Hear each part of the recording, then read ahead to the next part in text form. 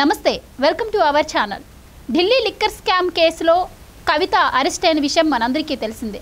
అయితే rows avenue court ఆవిడకు 7 రోజుల రిమాండ్ విధించింది. రిమాండ్లో భాగంగా ఈరోజు తొలి రోజు విచారణ జరిగినట్టు తెలుస్తోంది. ఈ నేపథ్యంలో కవితపై ఈడీ అధికారులు ప్రశ్నల వర్షం కురిపించారు. 100 కోట్ల స్కామ్ గురించిన ఆధారాలు కూడా ఆవిడ ముందు పెట్టి అడిగినట్టు తెలుస్తోంది. అలాగే దీని నుంచి వచ్చిన 192 కోట్లు కూడా ఆవిడ ఎక్కడ ఏమేమి కొనుగోలు చేశారు అన్న ఆధారాలు కూడా ఆవిడ ముందు పెట్టి ఈడీ అధికారులు ప్రశ్నల వర్షం కురిపించారు. అయితే దీనికి ఆవిడ కొన్నింటికి సమాధానాలు చెప్పారు, కొన్నింటికి మౌనంగా ఉన్నట్టు తెలుస్తోంది. ఇంకా మరోపక్క కవిత భర్త అయినటువంటి అనిల్కు కూడా ఈడీ నోటీసులు ఇచ్చింది, విచారణకు హాజరు కావాలని కోరినట్టు తెలుస్తోంది. మరి ఈ నేపథ్యంలో అసలు కవిత కేసు ఏ మలుపు తీసుకునే అవకాశం ఉంది? ఒకవేళ పక్కా ఆధారాలతో అరెస్ట్ చేశామని చెప్తున్నారు కాబట్టి ఈడీ అధికారులు ఆవిడను రిమాండ్ పొడిగించే అవకాశం ఉందా లేదా శిక్ష పడే అవకాశం ఉందా? ఈ వివరాలన్నీ తెలుసుకునే ప్రయత్నం చేద్దాం. మనతో ఉన్నారు senior political analyst Madhusudan Reddy గారు. నమస్కారం. నమస్తే అమ్మా. సో ఇప్పుడు అరెస్ట్ అవుతుంది, అప్పుడు అవుతుంది అని చెప్పి గత 1 year నుంచి ఇది నడుస్తూనే ఉంది. ఫైనల్గా ఆవిడని ఈడీ అధికారులు అరెస్ట్ చేశారు. సో ఈ రోజు తొలి రోజు విచారణలో ఈడీ అధికారులు ప్రశ్నల వర్షం కురిపిస్తున్నారని తెలుస్తోంది. ఆవిడ మరి కొన్నిటికి సమాధానం ఇస్తున్నారట, కొన్నిటికి ఇవ్వలేకపోతున్నారట. కానీ పక్కా ఆధారాలు ముందు పెట్టి మరీ అడుగుతున్నట్టు తెలుస్తోంది. సో ఈ నేపథ్యంలో మరి కేసు ఎలాంటి మలుపులు తీసుకునే అవకాశం ఉంటుందంటారు? ఏ మలుపులు తీసుకోవు. మసాలా శాటిలైట్ ఛానళ్ళకి, యూట్యూబ్ ఛానల్కి, వార్తాపత్రికలకి కొంతకాలం మసాలా దొరికింది. రాసుకోవటానికి పేపర్లు ఉంటాయి, చూసుకోవటానికి టీవీలు ఉంటాయి, మొబైల్ టీవీలో ఎంగేజ్మెంట్ ఎవరికి ఏం కాదు. ఇంతవరకు భారతదేశ చరిత్రలో ఈడీ కేసుల్లో శిక్షపడ్డ మగోళ్ళు ఎవరు చెప్పమానండి. కనిమౌళి చూసాం కదా, ఏడబడ్డే శిక్షలా బ్రహ్మాండంగా ఏడంటారు, జైల్లో బయటకు వచ్చేసి బ్రహ్మాండంగా రోడ్డు. కనిమౌళి చిదంబరం మొత్తం బయటే తిరుగుతారు కదా. ఏమైంది? కన్విక్ట్ ఎక్కడ? రాష్ట్ర ముఖ్యమంత్రి జగన్మోహన్ రెడ్డి ఈడీ సిబిఐ కేసుల్లో రాష్ట్రానికి ముఖ్యమంత్రిగా పరిపాలిస్తారు. ఏం బీకిరు జగన్మోహన్ రెడ్డి? ఇంటికి ఏమన్నా బీకిర్రా? ఆయన అంటాడు కదా, నా ఇంటికి కూడా బీకలేరని జగన్మోహన్ రెడ్డి. దానికి సమాధానం చెప్పమనండి ఈడీ అధికారులని. నేను అంటుండేది ఏంటంటే, ఈ దేశంలో చట్టాలన్నీ కూడా బలిసిన వాళ్ళకి ఒక విధంగా ఉంటాయి, రాజకీయ నాయకులకు ఒక విధంగా ఉంటాయి, పేదలకి ఒక రకంగా ఉంటాయి. చట్టాలు పనిచేసేది పేదోళ్ళ మీదనే, రాజకీయ నాయకుల మీద, బలిచిన దొరల మీద పని చేయవు చేయవు చేయవు చేయవు. నేను నమ్మను కూడా. ఎందుకు నమ్మనంటే, నేనంటే ఎదవను కాదు కదా. ఈ దేశంలో ఎవరికి చెప్తారు కథల? ఇప్పుడు నేను చెప్తా అసలు స్టోరీ ఏనండి. CBI, central bureau of investigation, ED, enforcement directorate, కేంద్ర పరిధిలో ఐటీ 3. ఓకేనా? ఏమంటాయమ్మా? సిబిఐ, ఈడీ, ఐటీ, ఇంకొకటి ఉండడమ్మా జిఎస్టీ. 4. ఈ 4 లేకుండా వ్యాపారస్తుడు వ్యాపారం చేస్తాడా? చేయలేడుగా. బిజినెస్ మ్యాన్లేగా, రాజకీయ నాయకులే కదా. రియల్ ఎస్టేట్ వ్యాపారం, సివిఎఫ్ స్టీల్, అన్ని కంపెనీలన్నీ రన్ అవ్వాలంటే ఈ 4 కదా. గతంలో వ్యాట్ ఉండేది, సిఎస్టీ ఉండేది. ఇప్పుడు దాని ప్లేస్లో ఏమొచ్చింది? జిఎస్టీ వచ్చింది. గాడ్ సర్వీస్ ట్యాక్స్ అంట. నేను గూడ్స్ అండ్ సర్వీస్ ట్యాక్స్ కాదు, అది గాడ్ సర్వీస్ ట్యాక్స్. ఆ ట్యాక్స్ కట్టిన వాళ్ళకి అందరికీ క్రైమ్ నుంచి ఎగ్జంప్షన్. ఆ గాడ్ ఎవరో మీరు అర్థం చేసుకోండి, నేను చెప్పకూడదు. గూడ్స్ అండ్ సర్వీస్ ట్యాక్స్ వదిలేసి గాడ్ సర్వీస్ ట్యాక్స్ కట్టిన వాళ్ళకే ఏ ఉండదు. అయితే భ్రమల్లో ఉన్నారు అందరూ. సిబిఐ వచ్చి అటాచింగ్ పిఎంఓ ఆఫీస్. ఈ పాయింట్ తెలుసా నీక? సిబిఐ దేని కింద పనిచేస్తుంది?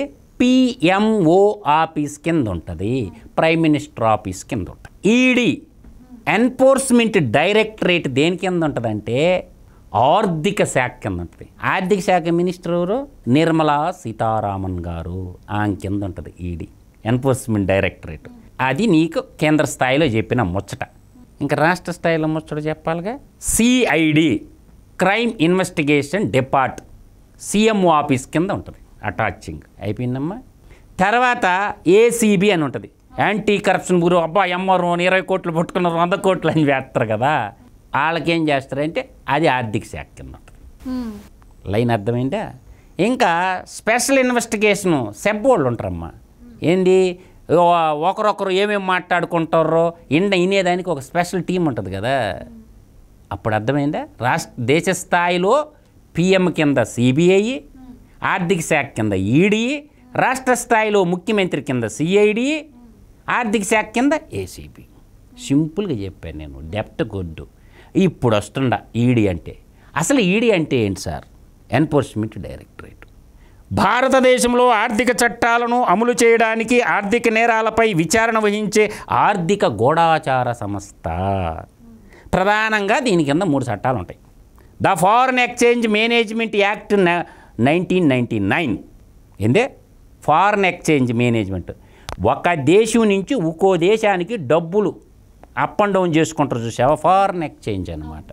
ఇతర దేశాల నుంచి, భారతదేశం నుంచి నల్లధనం ఇతర దేశాలకు పోయి ఇతర దేశాల నుంచి మళ్ళీ ఇండియాకి తిరిగి రావటం, లేదంటే ఇండియా నుంచి ఇతర దేశాలకు పోవటం, ఏదైనా కావచ్చు. ఎక్స్చేంజ్ అంటే మార్పు చేసుకుంటే ఆ మేనేజ్మెంట్లో ఏమన్నా లోపాలు కానీ ఉన్నాయనుకో దాని కింద ఫెమా చట్టం అంటారు దాన్ని, షార్ట్కట్లో చెప్పిన.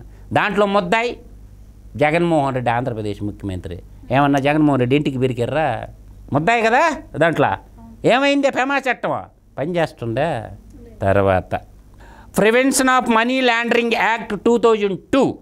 ఇది ఎప్పుడు వచ్చింది? 2002లో వచ్చింది.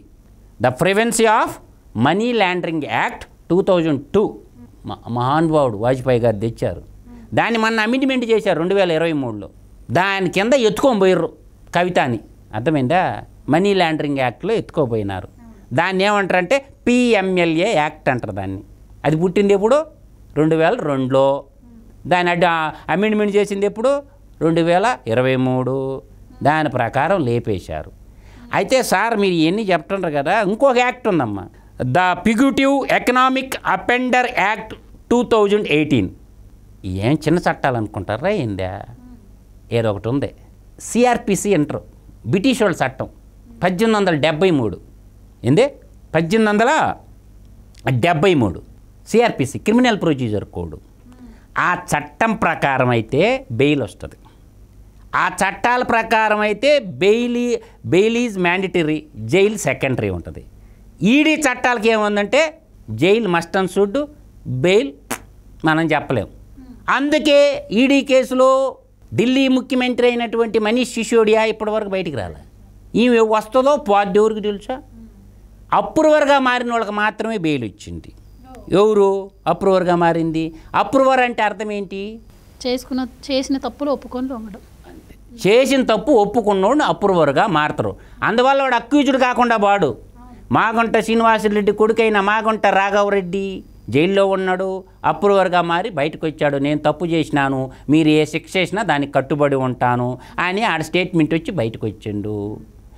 జగన్మోహన్ రెడ్డి అన్ని కేసుల్లో A2 ముద్దాయిగా ఉన్నటువంటి విజయసాయి రెడ్డి వైఎస్ఆర్ పార్టీకి రాజ్యసభలో నాయకుడిగా ఉన్నటువంటి పెద్ద మనిషి, ఆయన అల్లుడు, ప్రస్తుత తిరుమల తిరుపతి దేవస్థానం బోర్డు మెంబరు. ఎవరు ఆయన పేరేంది తెలుసు నీకు? శరత్ చంద్రారెడ్డి. ఆయనకి బెయిల్ వచ్చింది, జైలు నుంచి బయటకు వచ్చిండు. ఆయన అప్రూవర్గా మారారు. తర్వాత ఇంకెవరు? అరుణ్ రామచందర్ పిల్లై. అసలు ఈయన కేరళ, ఆయన కవితమ్మకు ఫ్రెండు. ఆయన అరుణ్ రామచంద్ర పిల్లై మన లిక్కర్ వ్యాపారం చేసుకుంటూ ఉంటాడు. ఆ లిక్కర్ వ్యాపారం చేసుకుంటున్నటువంటి అరుణ్ రామచంద్ర పిల్లై ద్వారా వ్యాపారం చేసింది మన కవితమ్మ. ఆమె ఎవరితో జత కలిపింది? ఇండో స్పిరిట్ అని ఒక కంపెనీ ఉంది. ఆ కంపెనీ వాళ్ళతో జతగూడారు. సౌత్ గ్రూప్ మెయింటైన్ చేసింది మొత్తం కవితమ్మ. మన కవితక్కకి ఎందుకో ఒక ఆడబిడ్డగా పుట్టి తెలంగాణ పౌరుషాల గడ్డ మీద పెట్టి తెలంగాణ ఉద్యమ చరిత్రలో నిలిచినటువంటి ఢిల్లీకి పోయి సారా వ్యాపారం ఎవరు చేయమన్నారమ్మా? తప్పు కదా. ఆడపిల్లగా సారా వ్యాపారం చేయాలని ఎట్లా అనిపించిందమ్మా మనసుకి? ఇలా తెలంగాణ ఆడబిడ్డల పరువు ఢిల్లీలో తాకట్టు పెట్టింది అంటుండ కవితమ్మని నేను. దానికి ఎందుకు? తెలంగాణ బతుకమ్మ తెలుసు, తెలంగాణ అంటే సమ్మక్క సారక్క సారలమ్మ అని తెలుసు. తెలంగాణ తల్లులందరూ ఈ గడ్డ విముక్తి కోసం, సాకల ఐలమ్మ వాళ్ళందరూ ఈ గడ్డ కోసం పోరాడిన యోధురాళ్ళు ఎంతోమంది ఉన్నారు. నిజాం నవాబుకి వ్యతిరేకంగా పోరాడాడు, స్వరాష్ట్రం కోసం పోరాడిన తల్లులందరూ ఉండరు. ఇవాళ తెలంగాణ ఆడబిడ్డల యొక్క తెలంగాణ ఆడపడుచుల మొత్తాన్ని ఢిల్లీలో సారా వ్యాపారంలో తాకట్టు పెట్టింది కవితమ్మ. తెలంగాణ ప్రజల ఆడబిడ్డల ఆత్మగౌరవాన్ని ఢిల్లీలో తాకట్టు పెట్టి కటకటాల లెక్క పెడుతుంది కవితమ్మ. తప్పు అనిపించలమ్మ? ఒక ఆడపిల్లగా పుట్టి నువ్వు ఎలా చేయాలనిపించింది సారా వ్యాపారం నీకు? ఇవాళ గుమ్మడికాయల దొంగలు ఊరంటే భుజాలు దూడుకుంటేట. కాబట్టి నువ్వు చేసింది తప్పు, ముమ్మాటికి తప్పు. అందువల్ల ఏంటంటే దొరికిపోయినారు. దొరకనంతసేపు దొరలు, దొరికితే దొంగలు, దొరకకపోతే దొరలు. కాబట్టి అందరూ కూడా ఆలోచించుకోండి. సత్యమేవ జయతే అన్నారు పెద్దలు. ధర్మో రక్షిత రక్షిత అన్నారు పెద్దలు. లోకా సమస్తా సుఖినో భవంతు అన్నారు పెద్దలు. ఇంకేమన్నారు? తమసోమా జ్యోతిర్గమయ అన్నారు. ఇది మన ధర్మం. దీన్ని ఆచరించిన వాళ్ళకి ఏ ఇబ్బందులు ఉండవు. ధర్మానికి సత్యానికి ముంటి కట్టుబడి ఉంటే ఏం కాదు. వీళ్ళు తెలంగాణ ఉద్యమంలో వీళ్ళ కొన్నటువంటి ఆస్తులన్నీ తెలంగాణ ఉద్యమం తర్వాత వీళ్ళ వేల కోట్ల రూపాయల ఆస్తులు కూడబెట్టింది కేసీఆర్ కుటుంబం. కాబట్టి ఇవాళ ఆమె యొక్క ఇల్లు కాస్టే కవితమ్మ ఒకప్పుడు డబల్ బెడ్రూమ్లో ఉన్నామి, ఇవాళ 200 కోట్ల రూపాయలు ఇంట్లో ఉంది. యాడికెళ్ళి వచ్చింది డబ్బంతా? తండ్రి అధికారాన్ని అడ్డం పెట్టుకొని ఇచ్చల విడిగా తెలంగాణ ప్రజల యొక్క సంపదని కల్వకుంట్ల కుటుంబం లాగేసింది. ఈరోజు చూద్దామమ్మా, మనం ఒకసారి ఆలోచించు. నువ్వు తెలంగాణ ఉద్యమం దేని మీద ఆధారపడింది? నీళ్లు, నిధులు, నియామకాలు, తెలంగాణ ప్రజల ఆత్మగౌరవం, స్వయం పాలన అంటారు. 5 ఈ అంశాలే కదా. ఇవాళ నీళ్లలో కాళేశ్వరంలో స్కామ్ చేసి దోచేస్తారు, నీళ్ళు అయిపోయినాయి. నిధులు, తెలంగాణ ప్రజలు పన్నుల రూపంలో కట్టిన డబ్బుల్ని వీళ్ళ స్వలాభం కోసం నాకేస్తారు. నిధులు, నియామకాల్లో తెలంగాణలో public service commission paper leak చేసేసి నిరుద్యోగ జీవితాలతో ఆడుకొని దాంట్లో డబ్బులు కొట్టేస్తారు. అయిపోయిందా? నీళ్లు, నిధులు, నియామకాలు. తర్వాత నీకేం చెప్పాను? తెలంగాణ ప్రజల ఆత్మగౌరవం. తెలంగాణ ప్రజల ఆత్మగౌరవాన్ని ఇవాళ బొందబెడుతుంది. తర్వాత స్వయం పాలన. స్వయం పాలన అంటే ప్రజాపాలన చేయకుండా గడియల పాలన చేసినటువంటి వాడు కేసీఆర్ గారు. తెలంగాణ ప్రజలను ఊరిని కూడా సచివాలయంలోకి రానియకుండా, ఎమ్మెల్యేలని సచివాలయంలో పానీయకుండా ఆయన ఒక రాజు అయినట్టు, ఒక ప్రభు అయినట్టు ఇది ప్రజాస్వామ్యాన్ని మర్చిపోయి నాటి దొరల పాలన, నాటి నిజాం పాలన తలపించేటట్టు పెద్ద కంచెలు కట్టుకుంటేవి. కంచెలు కట్టుకొని ప్రజలు ఎవరిని సచివాలయంలోకి రానియకుండా నీ ఇష్టారాజ్యంగా కుటుంబ పాలన చేస్తేవి. ఇవాళ తెలంగాణ ప్రజలందరూ ఏం చేశారు? నిన్ను బొందబెట్టినారా లేదా? ప్రజాస్వామ్య పాలన తెచ్చుకున్నారు. కాబట్టి ఎప్పుడైనా ప్రజాస్వామ్యాన్ని పరిరక్షించుకుంటే నేను ఫైనల్గా చెప్పగలనమ్మా, అధికారాంతము చూడవలే అయ్యగారి సోయగాలు. అధికారం ఉన్న రోజులు కేసీఆర్ ఆడిందే ఆట, పాడిందే పాట, ఎట్టా ఎట్టా ఎట్టా అనేవాడు. ఇప్పుడేమైంది? అసెంబ్లీకి కూడా పోకుండా ఇవాళ డ్రామాలు కడతా ఉన్నాడు. అసెంబ్లీకి కూడా పోవటంలా. ఒకప్పుడు తెలంగాణ బాపు, తెలంగాణ పితాత్ముడు తెలంగాణ స్వరాష్ట్ర ఉద్యమకారుడు కాస్త ఇవాళ ఏమైండు? ఏకాకి అయిపోయిండు. ఉన్న ఎమ్మెల్యేలందరూ కొంతమంది బీజేపీలోకి, కొంతమంది కాంగ్రెస్లోకి పారిపోతూ ఉన్నారు. ఈరోజు ఏకాకై, నేను ఇప్పుడు ఏకాకినా, సర్వజనులు ఏకాకులే అన్నారు పెద్దలు. అలాగా తయారైపోయిండు. ఈరోజు పోటీ చేసేవాళ్ళు కూడా లేకుండా పోయినారు. అందువల్ల ఏంటంటే ప్రజల సొమ్ము దోచుకు తిన్నవాడు ఎవడు కూడా బాగుపడ్డట్టు చరిత్ర లేదు. ప్రజల సొమ్ము దోచుకు తిన్న ఎవడు కూడా బాగుపడ్డట్టు చరిత్రలో లేరు. రాజులు పోయారు, రాజ్యాలు పోయినాయి. అదే పాతరాతి గుహముల నుండి పాలరాతి గృహాలు కట్టుకున్నారు. పాలరాతి గృహాలు కూడా ఏదో ఒక రోజు కూలిపోతాయి. కాబట్టి రాజులు పోయారు, రాజ్యాలు పోయారు, కొంతకాలం ఉంటారు. కాబట్టి ప్రజాస్వామ్యాన్ని గౌరవించండి, ప్రజల పక్షాన నిలబడండి. ప్రజల సంపద తినకుండా ధర్మో రక్షిత సత్యమేవ జయతే లోకా సమస్త సుఖినో భవంతు. ఇది మన నినాదం. కాబట్టి తమసోమా జ్యోతిర్గమయ అన్నారు. కాబట్టి ధర్మాన్ని ఎవరైతే కాపాడుతారో అది మనల్ని కాపాడద్ది. ధర్మానికి వ్యతిరేకంగా ఎవరైతే నడుచుకుంటారో వాళ్ళు కాకపోతే కొంత కాలాతీతం అవుద్ది, కానీ కాలగర్భంలో దుష్టుల్లాగా కలిసిపోవటం ఖాయం ఖాయం ఖాయం. ఇదే మనకి చరిత్ర చెప్పిన సత్యం. బంగారు నిర్మాణంలో ఉన్నటువంటి రాముడు కాడికి సకల సంపదల గల్లైనటువంటి రావణ బ్రహ్మ రాజ్యమైనటువంటి లంకేశ్వరుడు రావణ కాష్టం లాగా మిగిలిపోయింది. లంక ఏమైంది? రావణ కాష్టం అయిపోయింది. ఎందుకు? ఒక తప్పు చేసిండు, సీతమ్మ తల్లిని అపహరించిండు. కాబట్టి ఏమైంది?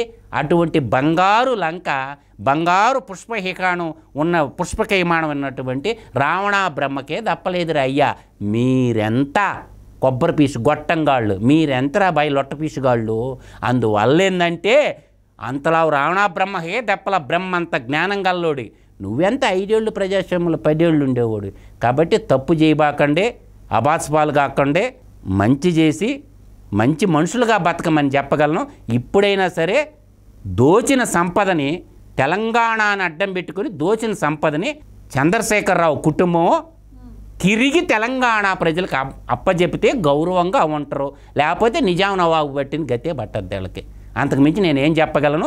తెలంగాణని అడ్డం పెట్టుకుని దోచిన సంపదనే కేటీఆర్ కానీ, హరీష్ రావు గారు కానీ, కేసీఆర్ కానీ, వాళ్ళ ఇంకొక మేనలుడైనటువంటి సంతోష్రావు కానీ, ఈ కవితమ్మ కానీ, కవితమ్మ భర్త కానీ తెలంగాణ ప్రజల్ని క్షమాపణ అడిగి తెలంగాణ ప్రజలను అడ్డం పెట్టుకొని దోచిన భూములు, దోచిన సంపద, దోచిన బంగారం అంతా ప్రజలకు ఇచ్చేస్తే ఆ సమ్మక్క సారలమ్మలు మిమ్మల్ని కాపాడతారు తప్ప ఆ యాదాద్రి లక్ష్మీ నరసింహస్వామి కూడా మిమ్మల్ని కాపాడలేరు.